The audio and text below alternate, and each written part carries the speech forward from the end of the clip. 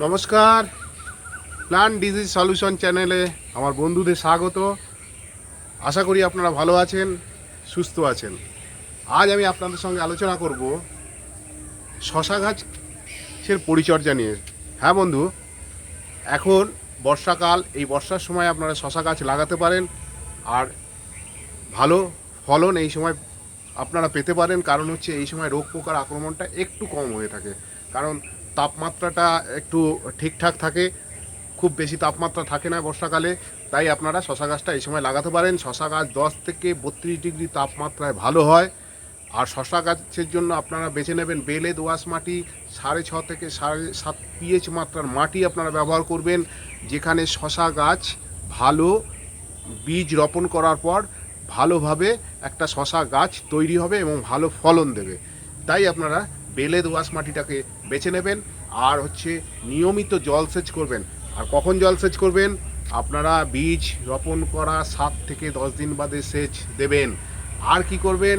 আপনারা যখন ফার্স্ট সারটা দেবেন, গাছ যখনই আপনার বীজ থেকে গাছ চারা তৈরি হবে তখন ফার্স্ট সার দেবেন।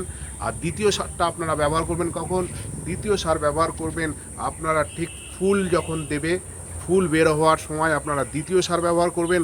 আর তৃতীয় সার ব্যবহার করবেন আপনারা যখন ফল তৈরি হতে শুরু করবে, তখন আপনারা তৃতীয় সার ব্যবহার করবেন। আর সার হিসাবে কী নেবেন? সার হিসাবে নেবেন আপনারা হচ্ছে যে কোনো জৈব সার, গোবর সার হলে বেশ ভালো হয়। তবে যেহেতু এটা ফলের চাষ আপনারা করছেন, তাই রাসায়নিক সারটাকে অ্যাভয়েড করবেন। রাসায়নিক সার না দিলেই ভালো হয়। আর আপনারা ব্যবহার করবেন সপ্তাহে একদিন কীটনাশক স্প্রে করবেন। আর ছত্রাকনাশক আপনারা যে কোনো ছত্রাকনাশক আপনারা ব্যবহার করতে পারেন, যার মধ্যে কার্বেন্ডিজাইম জাতীয় ছত্রাকনাশকটা ব্যবহার করলে খুব ভালো হয়। ঠিক আছে? আর কীটনাশক কী কী ব্যবহার করবেন সেটা আমি এখন এই ভিডিওতে বলছি না, কারণ নাহলে অনেক বড় হয়ে যাবে বা আমাকে আরও কিছু বলতে হবে। আমি এই শশা গাছে কীটনাশক নিয়ে কখন কোন পোকার আক্রমণ হলে কী কী কীটনাশক ব্যবহার করবেন সেটা আমি আমার দ্বিতীয় ভিডিওতে আমি আপলোড করব, তখন আপনারা জানতে পেরে যাবেন। তাই আপনারা আমার চ্যানেলটাকে সাবস্ক্রাইব করুন এবং পাশে থাকুন, বেল আইকনটাকে টিপে রাখুন, যাতে আমি যখনই আপলোড করব কোনো ভিডিও, তখন নোটিফিকেশনটা যাতে আপনাদের কাছে পৌঁছে যায়। আপনারা সেই সম্বন্ধে যখন যে ভিডিওটা ছাড়বো সেই ভিডিওটা আপনারা দেখতে পারেন এবং গাছের বিভিন্ন পরিচর্যা নিয়ে আপনারা বিভিন্ন তথ্য কিন্তু জানতে পারবেন। তাই বললাম যে সার, গোবর সার আর জলসেচের ব্যাপারটাও বললাম। শশা গাছে কিন্তু ঢলে পড়া রোগ হয়, শশা গাছে কিন্তু মোজাইক রোগ হয়, শশা গাছে কিন্তু সাদা মাছির আক্রমণ প্রচুর পরিমাণে হয়ে থাকে। তাই এই রোগগুলোর থেকে বাঁচতে গেলে আপনাকে তো অবশ্যই কীটনাশক ব্যবহার করতে হবে। সেই কীটনাশকগুলো কী কী আমি পরের ভিডিওতে অবশ্যই বলবো, এটা তো আগেও বললাম। আর হচ্ছে আপনাকে জলসেচটাকে কিন্তু ঠিক রাখতে হবে, কারণ হচ্ছে শশা গাছ কিন্তু জল পছন্দ করে বন্ধু। এটা কিন্তু আপনাদের খেয়াল রাখতে হবে অবশ্যই। আর সপ্তাহে একদিন করে কিন্তু আপনারা গাছের গোড়ার মাটিটাকে আলগা করতে ভুলবেন না, কারণ শশা গাছে কিন্তু গোড়ায় একটু আলো আর একটু বাতাস যাওয়ার দরকার আছে, যাতে শশা গাছের শেকড়টা সুস্থ স্বাভাবিক থাকে। আর পারলে পরে শশা গাছের গোড়ার মাটিতে আপনারা 1 চামচ করে, যদি টবের মাটি হয় 1 চামচ করে হিউমিক অ্যাসিড দিয়ে দিতে পারেন।